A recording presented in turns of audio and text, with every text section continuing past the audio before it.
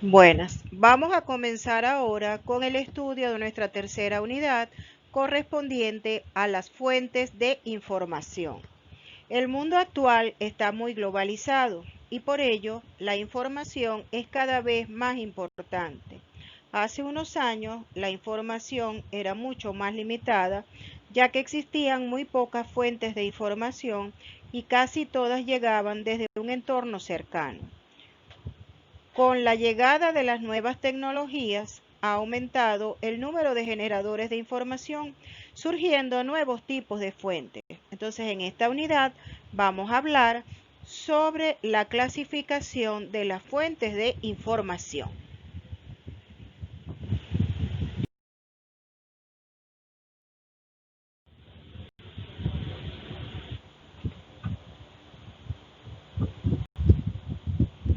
¿En qué consisten entonces las fuentes de información? Las fuentes de información son todas aquellas evidencias de las cuales surge información y que pueden ser representadas mediante una gran variedad de formas.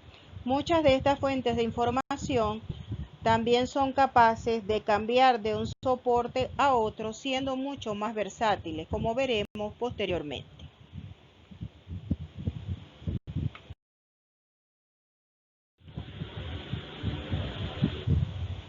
En una investigación hablamos de fuentes de información o fuentes documentales para referirnos al origen de una información determinada, es decir, el soporte en el cual encontramos información y en el cual podemos referir a terceros para que a su vez recuperen esa información para sí mismos.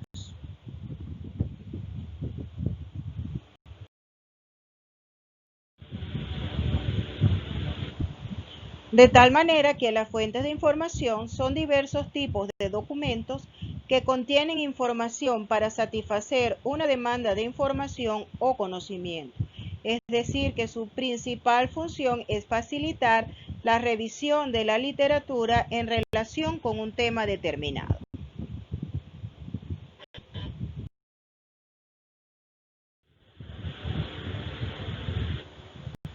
Ahora bien, ¿cuál es la utilidad que tienen estas fuentes de información? Las fuentes de información deben servir en primer lugar para guardar la información de tal manera que ésta nunca se pierda, que nunca desaparezca, pero al mismo tiempo deben servir también para transmitirla. Por ello, no se debe proteger en demasía la información, porque es importante mantenerla, pero también lo es que llegue a otras personas. Es decir, que así como hay que preservar la información, hay que difundirla.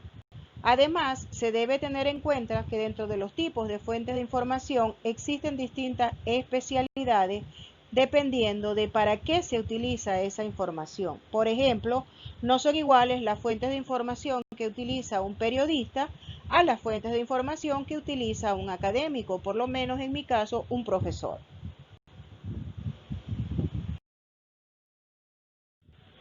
Ahora bien, ¿cómo se clasifican las fuentes de información?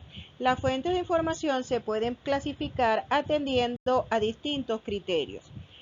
El primero de ellos vamos a referirnos al soporte. Esta clasificación entonces se basa en el soporte físico en el que aparecen las fuentes de información, aunque también nos sirve para conocer el origen de estos documentos.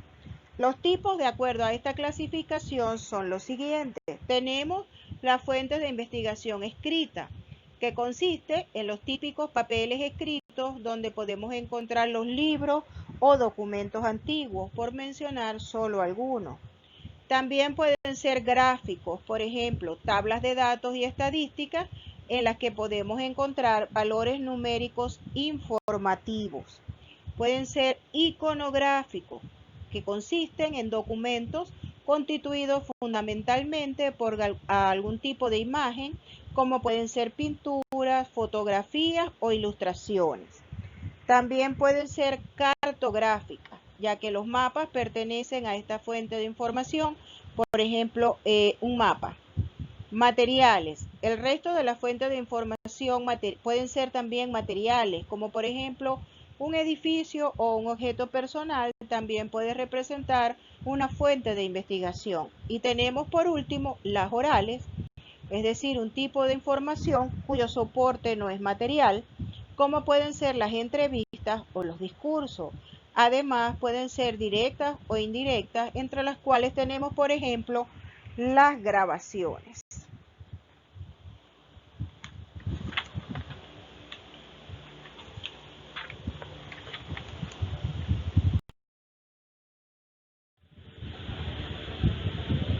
Atendiendo a los tipos de fuentes de información utilizadas, vamos a tener también distintos tipos de bibliotecas y tenemos entonces las llamadas bibliotecas físicas y las llamadas bibliotecas virtuales. Las bibliotecas físicas son esos salones que estamos acostumbrados a consultar, llenas de libros, donde nadie puede hablar, donde uno llega, hay un registro de libros, revistas, etcétera, y que uno puede consultar. Pero en definitiva, todas se caracterizan porque requieren un lugar físico para funcionar, es decir, necesitamos un edificio y esta edificación debe tener entonces los estantes, sistemas de aire acondicionado, personal encargado de manejar todo lo referente a la información de los libros, etc. Y estos prestan diferentes servicios, como es consulta, asesoría, muchas sacan copias, entre otras cosas. Pero el usuario tiene que acudir, tiene que desplazarse hacia las instalaciones para ser atendido, a diferencia de lo que ocurre con las llamadas bibliotecas virtuales, que no tienen un espacio físico definido, pues su lugar es el ciberespacio. Pueden ser consultadas en cualquier momento y en cualquier lugar, porque lo único que se necesita es tener la disponibilidad de una conexión a Internet.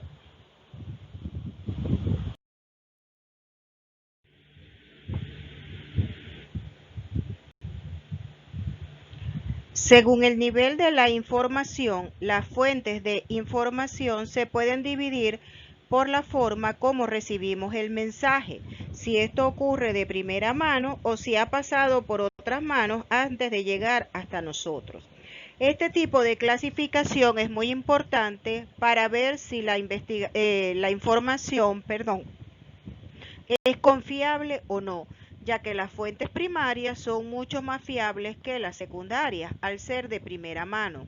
Si se acuerdan, cuando jugábamos de niños al juego del teléfono, donde una persona le decía algo a otra, esta se lo pasaba a otro, esta se la pasaba a otro, de tal manera que cuando ya llegábamos al último jugador y este transmitía el mensaje, era completamente diferente a lo que se había emitido originalmente, ¿ok?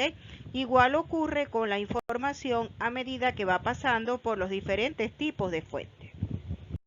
Entonces, según este criterio de nivel de información, las fuentes de información se clasifican en primarias, secundarias o terciarias.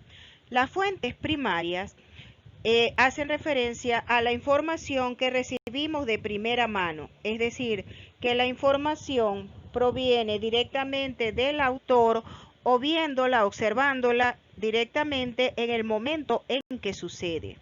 Las fuentes primarias son aquellas lo más cercanamente posible al evento que se investiga, es decir, con la menor cantidad posible de intermediaciones. Por ejemplo, si estamos investigando un accidente automovilístico, ¿quiénes serían la fuente primaria? Los testigos directos que observaron cuando ocurrió el accidente. En cambio, si estamos investigando un hecho histórico, en este caso, la fuente primaria posible sería la recopilación de testimonios directos. Dentro de un tipo muy importante de fuente primaria son los artículos científicos. Y un ejemplo de esto serían los libros creados por el mismo autor que lo ha escrito, las monografías, las publicaciones en serie, como revistas, periódicos, anuarios, etc. Y la llamada literatura gris, que incluye las tesis, informes de investigación, actas de conferencia, congresos y documentos audiovisuales y multimedia. Tenemos también las llamadas fuentes secundarias, que son aquellas fuentes que provienen de las primarias. Pueden ser resúmenes de ellas o análisis de estas fuentes. Las fuentes secundarias entonces se basan en las primarias y le dan algún tipo de tratamiento, ya sea sintético, analítico, interpretativo o evaluativo, para proponer a su vez nuevas formas de información. Consisten, por lo tanto, en compilaciones, resúmenes o listados de referencias publicadas sobre un tema, es decir, es un listado de fuentes primarias. Si volvemos a nuestros ejemplos anteriores, si investigamos un evento histórico, las fuentes secundarias serían aquellos libros escritos al respecto tiempo después de ocurrido el hecho, basándose en las fuentes primarias o directas. Si volvemos al ejemplo anterior y estamos investigando es un accidente, entonces la fuente secundaria va a estar representada por un resumen de los testimonios de los testigos que es escrito por la policía, que constituye entonces este reporte de la policía va a constituir una fuente secundaria. En tal sentido, pueden ser fuentes de información bibliográfica como los boletines de sumarios, de revistas, boletines bibliográficos, de resúmenes y bases de datos bibliográficas. También se incluyen obras de referencia o de consulta como son las enciclopedias, los diccionarios y los manuales. Ahora bien, tenemos el tercer tipo de fuente de información, que son las llamadas fuentes de información terciaria, que consisten en una selección de distintas fuentes primarias y secundarias. Se trata de aquellas entonces que recopilan y comentan las fuentes primarias y o secundarias, brindando así una lectura mixta de testimonios e interpretaciones, pues son documentos que reúnen nombres y títulos de revistas y otras publicaciones periódicas, es decir, que hacen un compendio de las fuentes de información secundaria. O sea, información de segunda mano, como por ejemplo, si nos volvemos al caso del accidente, una fuente terciaria vendría a estar representada por el archivo policial completo, en el que figuran las fotos, los testimonios, los informes policiales, todos elaborados a partir de los testimonios de los testigos. Algunos ejemplos serían los repertorios de bases de datos y las obras de referencia. Cabe destacar que en la mayoría de las investigaciones se combinan por igual los tres tipos de fuentes de información.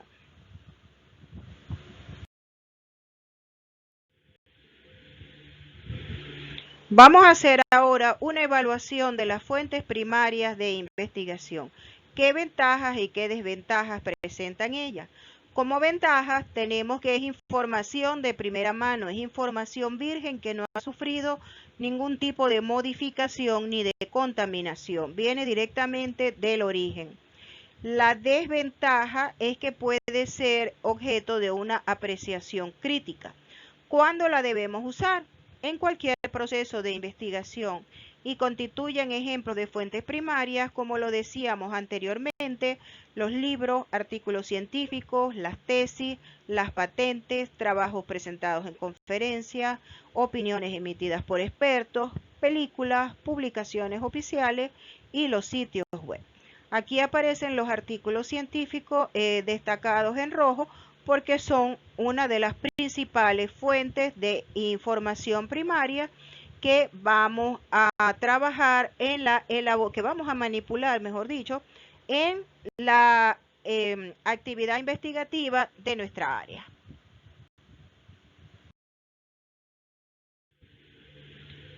Haciendo lo mismo, evaluando cuáles son las ventajas y desventajas de las fuentes secundarias, vemos entonces que las fuentes secundarias nos facilitan el acceso a las fuentes primarias de información, pero ¿qué desventajas presentan o qué limitantes tienen?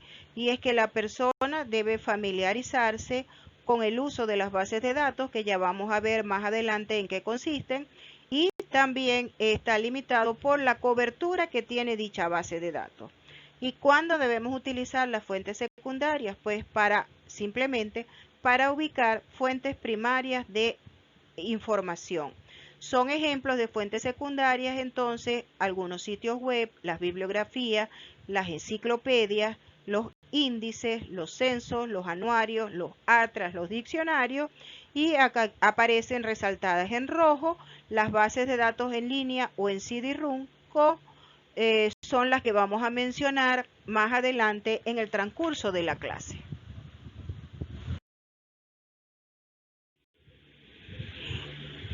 En relación con las fuentes terciarias de investigación, podemos decir que su principal ventaja es que constituyen una recopilación de fuentes especializadas, pero corremos el riesgo de que en ocasiones estén desactualizadas, lo cual constituye entonces una posible desventaja. ¿Cuándo la podemos utilizar en un proceso de investigación? Cuando queremos tener acceso o conocer las fuentes secundarias y cuando queremos establecer los antecedentes de nuestra investigación. Y son ejemplos de fuentes secundarias cuando recurrimos a una bibliografía de bibliografías, ¿ok? O cuando recurrimos a las guías de obras de referencia.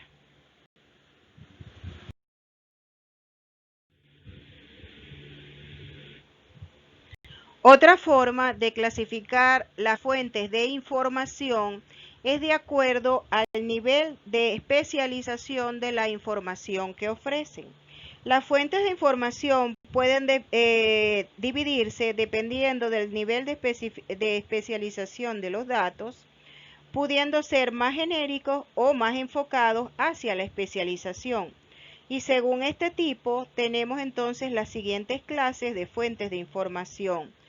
Las generales, que como su nombre lo indica, dan una información genérica que sirve para cualquier tipo de personas, es decir, apta para todo público. Tenemos las especiales que, como su nombre lo indica, dan una información esencial sobre un tema, sirviendo para ese tema en particular, pero para ninguna otra temática, es decir, que brindan de manera exclusiva información específica sobre un tema en particular y en consecuencia van dirigidos a un público también en especial o en particular. Y tenemos las fuentes de información multidisciplinarias, que en esta clase se incluyen todas aquellas que unen información de diferentes disciplinas, siendo más especializadas que las generales, pero al mismo tiempo sirven para diferentes temas.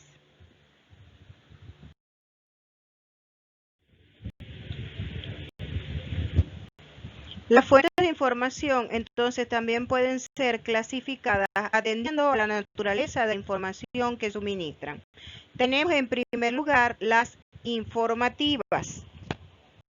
Empleamos estas fuentes para localizar otro tipo de información.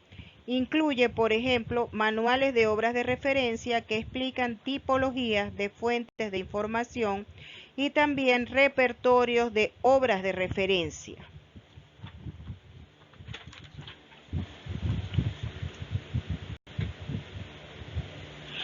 Estos repertorios no son más que listas de bases de datos existentes sobre una temática determinada, siendo uno de los más conocidos a nivel mundial el Gay Directory of Databases de la Universidad de Denver, los directorios de buscadores tipo Buscopio o Viewcop, los grandes directorios de recursos de los portales de búsqueda DMOZ, Yahoo Directory o Google Directory, y los directorios analíticos o índices temáticos de Internet que seleccionan y describen fuentes de información por tema, destacando Internet Public Library, Internet Scout Project o Google. En cuanto a la información científico-técnica, incluimos entre estas fuentes todos aquellos recursos de información de acceso abierto, que están teniendo una incidencia importante en el acceso a recursos de información en todo el mundo. Tenemos, por ejemplo, el OAJ, el OpenDOAR, el OISTER, Google Scholar, Digital Repository Infrastructure Vision of European Research, conocido como Driver, o Europeana y algunos especializados como Research Papers in Economics, conocidos popularmente como REPEC. Tenemos también fuentes de información personales. Este tipo de recursos los utilizamos para conocer datos referentes a personas. Pueden incluirse dentro de este grupo las biografías, que incluirían entonces como subtipos las enciclopedias biográficas generales y especializadas, los diccionarios biográficos, las bases de datos de biografía y los servicios genéricos Finger de búsqueda de direcciones de correo, direcciones o números de teléfono, Biography Index, Biography and Genealogy Master Index, son ejemplos existentes de distribuidores de bases de datos en línea de tipo biográfico. Tenemos también las fuentes de información institucionales, que son las que nos brindan datos de cualquier tipo sobre una determinada empresa o entidad. Podemos englobar en esta categoría los directorios de instituciones, como por ejemplo las páginas amarillas que existían de la CanTV, los directorios de empresas, las memorias de instituciones o empresas que presentan y desarrollan los datos de la actividad del ramo en cuestión y suelen tener una periodicidad anual, y también las guías institucionales. Tenemos luego las fuentes de información bibliográficas. Utilizamos estos recursos para encontrar información sobre publicaciones seriadas, libros o monografías. Incluimos en esta categoría las bases de datos bibliográficos que nos dan información sobre monografías, como es en el caso de Google Libros, que es el Google Print, otros recursos comerciales como Amazon, que están funcionando como verdaderos directorios para la adquisición y selección de libros, artículos de publicaciones periódicas, etc. Las bibliografías que recogen referencias bibliográficas, como por ejemplo la bibliografía española producida por la Biblioteca Nacional de España, también bibliografías analíticas donde encontramos resúmenes de artículos aparecidos en revistas y que suelen agruparse por temas, como por ejemplo Microbiological or Chemical Abstract, los boletines de sumarios que recogen índices de revistas, etc. Los índices acumulativos de artículos, que son los que saca cada publicación en un intervalo fijado, como por ejemplo cada 2 años. Los repertorios de publicaciones periódicas, que organizan y describen publicaciones en serie.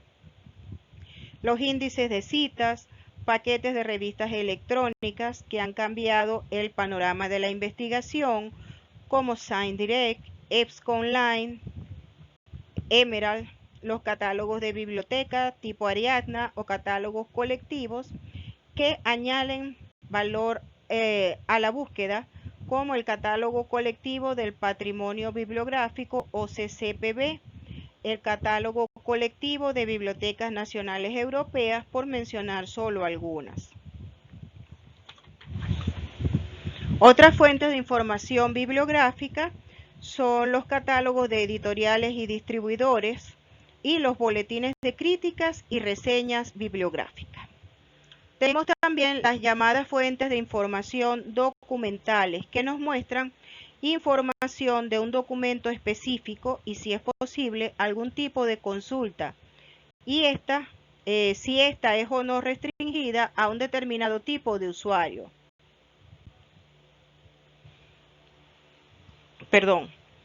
Aquí tenemos, por ejemplo, los catálogos de documentos y las colecciones documentales que recopilan reproducciones de uno o varios archivos, como por ejemplo tipo censo, de fondo de colecciones documentales y bibliotecas digitales.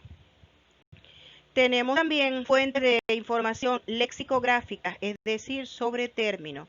En este sentido, los diccionarios y las enciclopedias en sus más diversos soportes son fuentes de información lexicográfica por excelencia.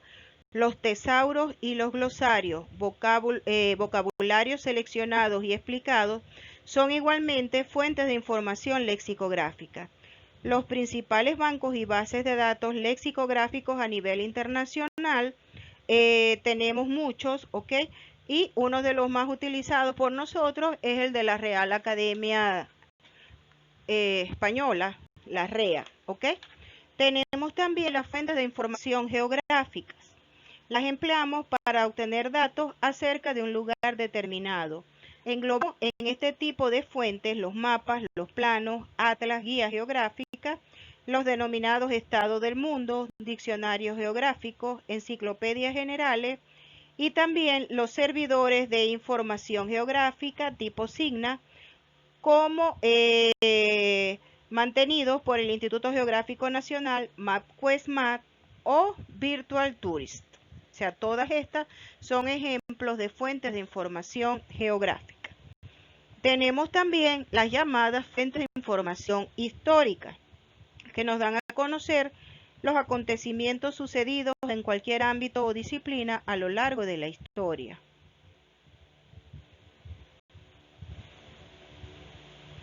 Tenemos también las llamadas fuentes de información estadística, que aportan datos a diferentes niveles de exhaustividad con o sin interpretación de los mismos de una actividad o una institución. Las estadísticas son las fuentes de obtención de estos datos, denominándose entonces anuarios estadísticos, si la presentación se realiza anualmente.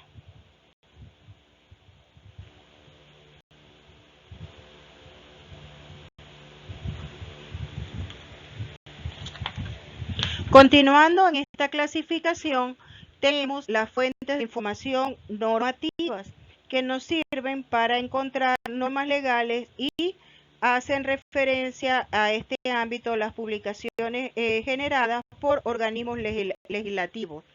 Forman parte de esta tipología los boletines oficiales, los textos legales, las bases de datos jurídicas, repertorios legislativos y portales jurídicos. Fuentes de información temática. Nos dan información sobre un tema o disciplina en particular. Suelen ser fuentes híbridas y nos encontramos con enciclopedias universales o generales, con manuales o tratados sobre un tema, más exhaustivos estos, y con monografías especializadas que abordan el tema desde una perspectiva, digamos, más general y divulgativa. Tenemos también las fuentes de información técnicas, donde figuran patentes, marcas y normas. Estas fuentes estarían compuestas tanto por las bases de datos de estos aspectos, es decir, patentes, marcas y normas, como los repertorios de ellos mismos. El Servicio de Información Bibliográfica y Documental civil de la Unión Americana nos presenta, por ejemplo, una recopilación de estas fuentes. Tenemos también las fuentes de información inéditas, que ofrecen datos de documentos no publicados o que, siendo públicos, han sido distribuidos por canales muy reducidos en cuanto al acceso de número de usuarios, como por ejemplo actas de congreso, informes, proyectos de investigación, memorias, traducciones científicas, incluyendo también en este apartado las normas y patentes que hemos mencionado ya en la clasificación anterior. Las fuentes de información de estos documentos son las llamadas bases de datos de la literatura gris, así como los repertorios de literatura gris. Y tenemos las fuentes de información multimedia, donde vamos a localizar documentos que integran diferentes medios de comunicación, como imagen, audio, video o incluso interactivos. Y finalmente tenemos entonces las fuentes de información telemáticas, que están estrechamente relacionadas con las multimedia. Y vamos a utilizar, vamos a ver más adelante, entonces, cómo podemos acceder a estos tipos de fuentes de información.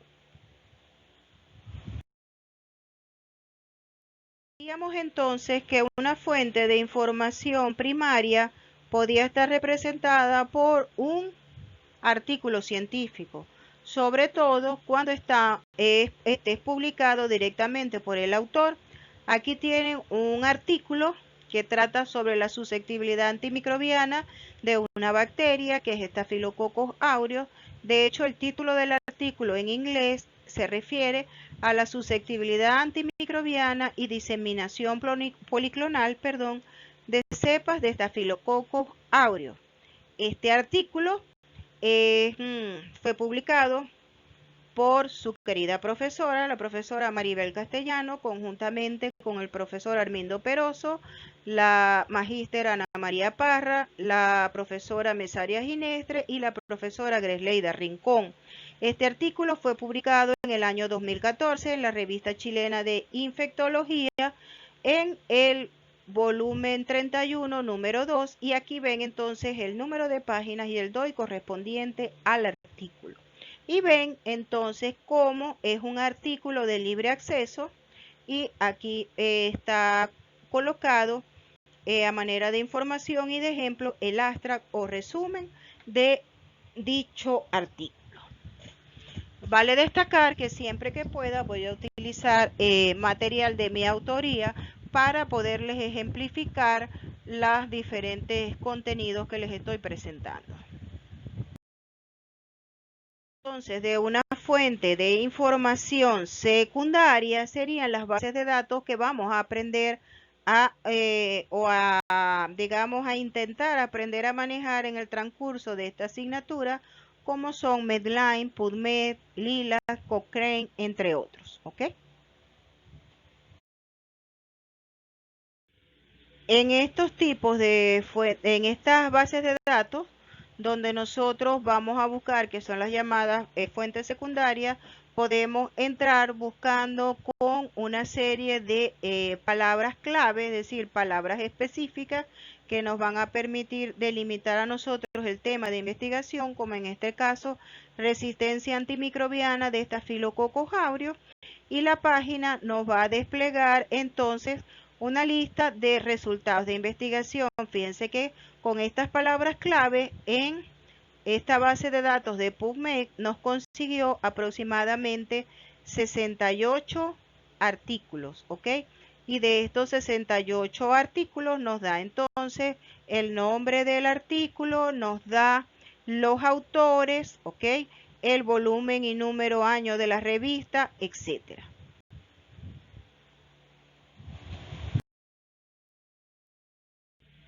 Vamos a hablar ahora un poquito de la llamada confiabilidad de las fuentes de información. La confiabilidad de una fuente de información proviene de su manejo responsable de la misma. Son fuentes de información confiables aquellas que indican claramente cuáles son sus propias fuentes. En la medida en que sus fuentes a su vez sean fuentes confiables, mayor va a ser la credibilidad aumentada de esta fuente consultada. En segundo lugar, son fuentes de información confiables aquellas que aplican razonamientos o interpretaciones comprensibles, es decir, que exponen sus ideas de manera clara, transparente, frontal, sin ocultar información y sin emitir conclusiones disparatadas. Al mismo tiempo, son confiables aquellas fuentes de información que evitan el plagio y la repetición. El manejo responsable de la información debe pasar por no repetir a ciegas lo que otros dicen, así como tampoco se debe robar la información que un tercero ha rescatado, sino que aborda la información disponible de manera seria y paulatina en relación con el tema de interés. Al mismo tiempo, una fuente de información confiable es aquella que maneja distintas perspectivas. La elección de las fuentes puede revelar un sesgo en cualquier investigación, por lo que siempre se estima responsable abarcar la mayor cantidad posible de puntos de vista, aun cuando estos sean contradictorios, pues un texto responsable no debe tener nada que ocultar. Además, se dice que una fuente de información es confiable cuando están legitimadas por terceros. En la medida que una fuente sea considerada confiable por una gran cantidad de investigadores serios, será más probable que sea más confiable, pues es muy difícil engañar al criterio de cientos de profesionales de la investigación por siempre.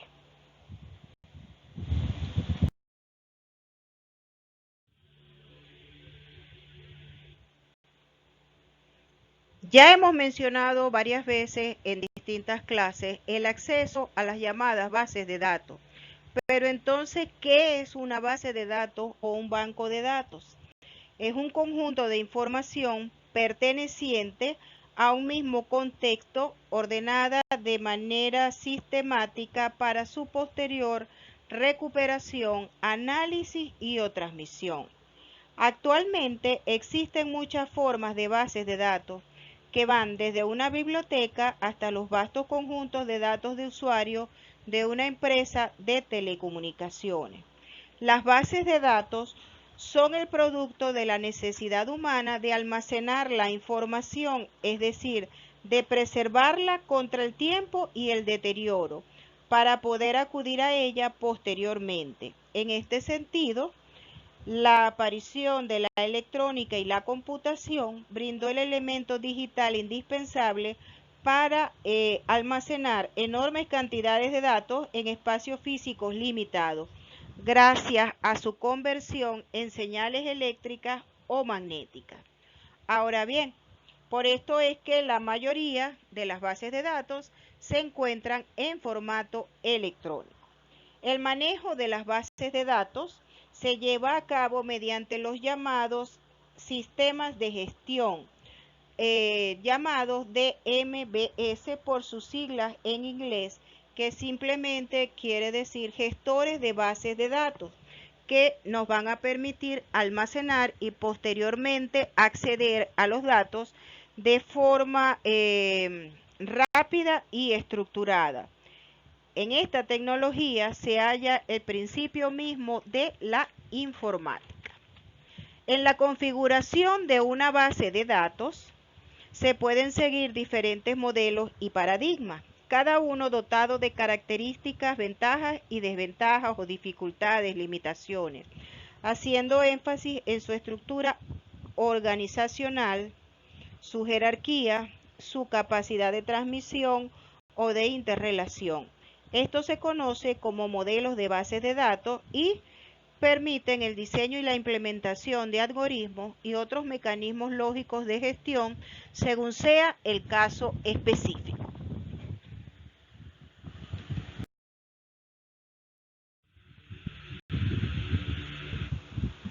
Así como existían distintos tipos de fuentes de información, también hay distintos tipos de bases de datos atendiendo a diferentes criterios. El primero de ellos es su variabilidad. Y en base a esto tenemos bases de datos estáticas y bases de datos dinámicas. Las bases de datos estáticas son típicas de la inteligencia empresarial y otras áreas de análisis histórico, que son bases de datos de solo lectura, de las cuales se puede extraer información, pero no se puede modificar la ya existente. Es decir, por eso se dice que son estáticas, porque no aceptan cambios en la información. En contraste con las llamadas bases de datos dinámicas, en las cuales, aparte de las operaciones básicas de consulta, estas bases de datos manejan procesos de actualización, reorganización, añadidura y borrado de información. De allí que son consideradas dinámicas.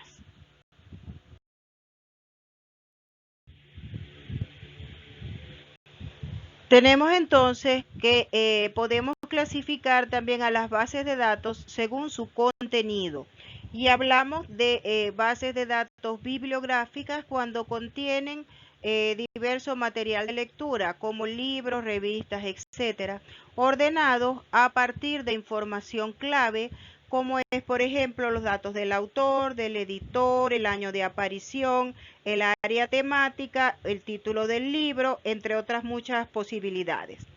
Tenemos también las llamadas de texto completo, que se manejan mediante textos históricos o documentales, cuya preservación ocurre a todo nivel y son consideradas fuentes primarias. Tenemos también los directorios, que consisten en listados enormes de datos personalizados o direcciones de correo electrónico, números telefónicos, etc. Las empresas de servicios manejan enormes directorios de clientes, por ejemplo.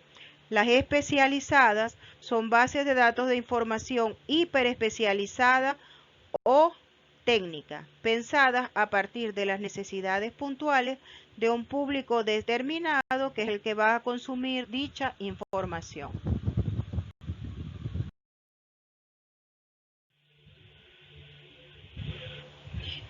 Tenemos entonces dentro de las bases de datos bibliográficas que hay bases de datos de revistas, como por ejemplo el Latindex, de libros como Amazon, Google Books, de documentos, algunas multidisciplinarias como el Easy Web of Knowledge, Scopus, Directory of Open Journal Access, especializadas como PubMed y Lilac, regionales como Cielo, Redalic, que vamos a estudiar más adelante con más detalle.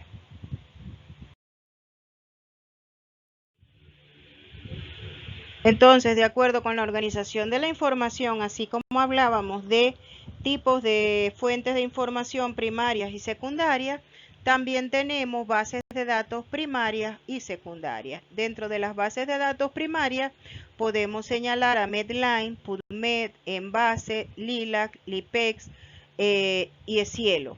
Y entre las secundarias, Best Evidence,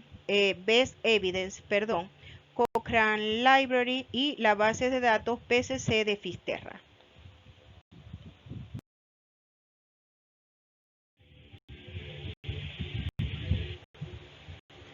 Que vamos a hablar ahora entonces de lo que es un buscador.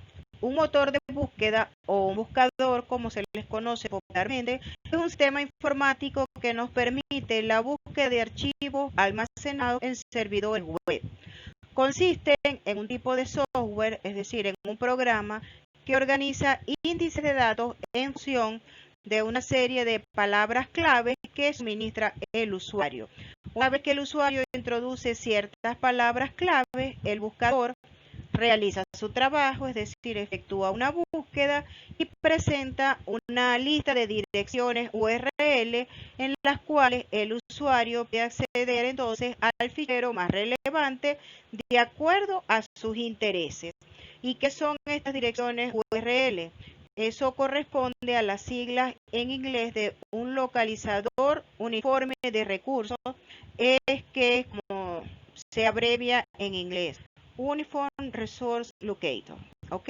Dentro de los buscadores, ya ustedes están familiarizados con muchos de ellos. Tenemos a Yahoo, Google, Baidu, Yandex, Bing, Ecosia, Naver, Ask, por mencionar solamente algunos.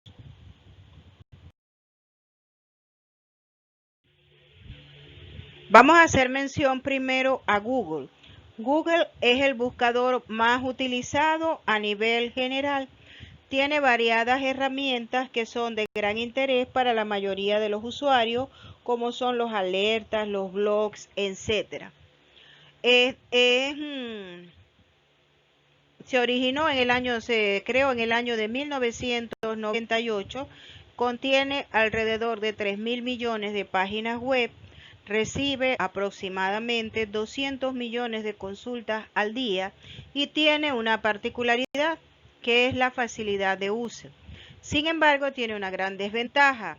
La búsqueda no es muy eficiente y específica y no es ideal para conocer un tema de investigación en particular, pero sí nos puede orientar, puesto que la calidad de información obtenida es muy variable.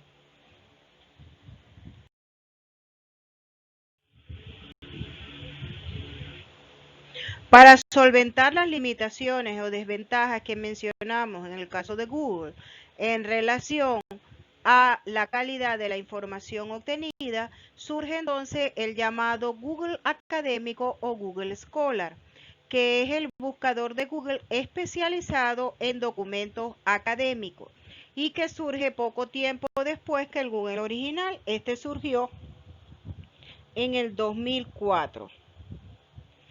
Este buscador es el que debes utilizar si eres un universitario o si estás trabajando dentro de contextos académicos. En este buscador solo aparecen artículos publicados en revistas indexadas, tesis, libros, patentes y documentos relativos a congresos con validez científica y académica. Se trata entonces de la mayor fuente de información apta para ser incluida como bibliografía en cualquier documento cuyas fuentes deban ser académicamente válidas. ¿Para qué nos sirve entonces Google Scholar? Si estás en la universidad, como es su caso, y deben presentar trabajos, tesis, artículos o trabajos de fin de grado, maestría, etc., es necesario que todas las afirmaciones que ustedes presenten tengan una base científica sólida y, por supuesto, se debe citar la fuente en la que se han basado para llegar a esas conclusiones. Y esa fuente la pueden encontrar en Google Scholar y no en el Google común.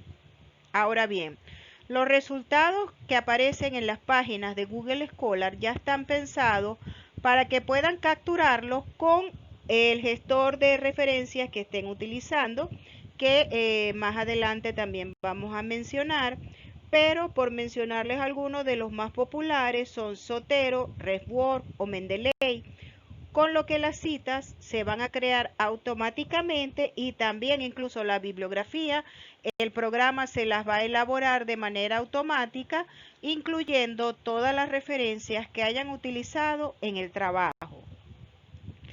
Otra ventaja que tiene Google Scholar es que te da acceso completo al documento en cuestión una vez que lo encuentra.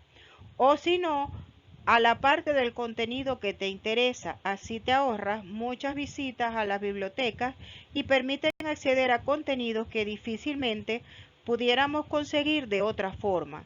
Si el documento forma parte de una biblioteca privada, desde Google Scholar podrás entrar en ella si estás conectado desde un campus universitario, siempre y cuando tu universidad tenga acuerdos con esa biblioteca.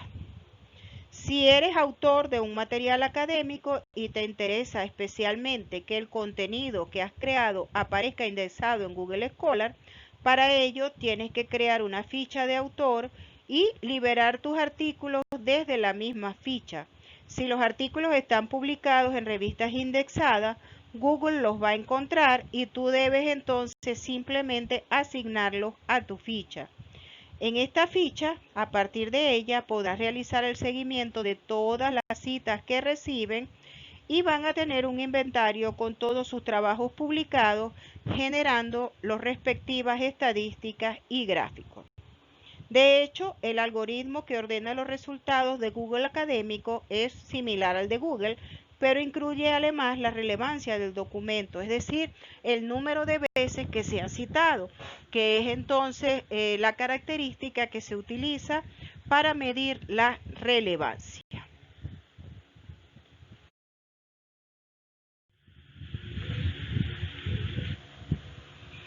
¿Cuál es entonces la utilidad del Google Scholar Metrics? Simplemente que es una herramienta que nos establece el índice de impacto de la revista científica establecido a partir de las citas que han sido recibidas o recogidas en Google Scholar. Analiza las revistas que se han publicado, en las que se han publicado al menos 100 artículos en los últimos 5 años y que han recibido alguna cita. Entonces, ¿cómo se pueden buscar las citas? En este caso, una revista concreta puede buscarse por alguna palabra de su título. Podemos encontrar ranking de revistas por idioma ordenadas por el llamado índice H, que es este que vamos a estudiar ahora posteriormente, ¿ok? de un vistazo, entonces vamos a localizar las 100 mejores revistas en español. Ahora bien, todas las revistas van a estar mezcladas. La búsqueda por materia solamente es posible para las publicaciones inglesas. Y si pulsan en la parte donde dice H5, índice H5 de cada revista, van a ver los artículos más citados, o sea, los primeros 5 artículos más citados y quién los ha citado. ¿Ok? Ahora, vamos a... ¿Qué es el índice H? Entonces, el índice H es un indicador que se utiliza para evaluar la producción científica. Viene representado por un número entero que va a constituir teóricamente la potencia, que va a medir, mejor dicho, la potencia o impacto de un investigador. ¿Cómo? Haciendo un balance entre la cantidad de publicaciones realizadas por un autor y las citas que éste recibe. Y se aplica tanto a investigadores como a revistas como a países. Este índice fue inventado en el año 2005 por George Hirsch a nivel de la Universidad de California. Y para calcularlo se ordenan las publicaciones en orden descendente de citación, es decir, las más citadas se colocan arriba, las menos citadas se colocan abajo. Una vez que se han ordenado de esta manera, se enumeran y la publicación con más citas va a ser la número 1 y así sucesivamente. Luego se va a identificar el punto donde coincide el número de orden con el número de citas recibidas, siempre y cuando este número sea igual o mayor al número de orden. En esta tabla se las traigo simplemente a manera de información para que vean diferentes tipos de índice H y las escalas que se le dan como bajo, medio, alto y muy alto. Y que estos criterios para definir estos renglones de alto, muy bajo, etcétera, depende del tipo de área del conocimiento que se trate. Por ejemplo, en ciencias de la salud se considera un índice muy alto cuando es igual o mayor de 19, alto cuando está entre 18 y 11, medio cuando está entre 10 y 4 y bajo cuando es igual o menor a 3. Y esto corresponde, este índice H corresponde en cuanto a número de citas, en el caso de las ciencias de la salud, que el número de citas tiene que ser igual o mayor a 1452 para ser muy alto. Para ser alto entre 1451 y 457, medio entre 70 y 456 y bajo cuando es igual o menor a 70. Aquí tienen un ejemplo del llamado índice H de su querida profesora Maribel Castellano, ¿ok?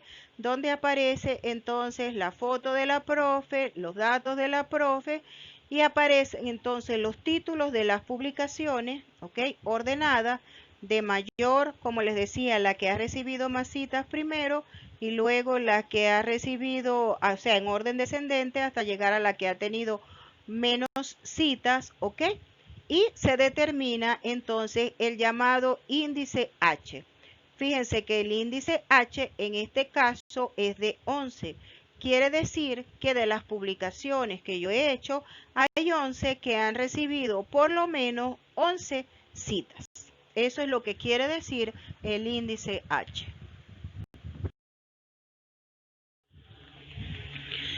Hablábamos también de que el Google Metrics nos permitía evaluar el impacto de las revistas, de los diferentes tipos de revistas, en este caso particular de nosotros, las revistas del área de las ciencias. Y vemos entonces cómo el índice H5, en este caso, vemos cómo la revista Nature tiene un índice H mucho más alto, ¿ok?, que el resto de las otras revistas. Tenemos por mencionar algunas.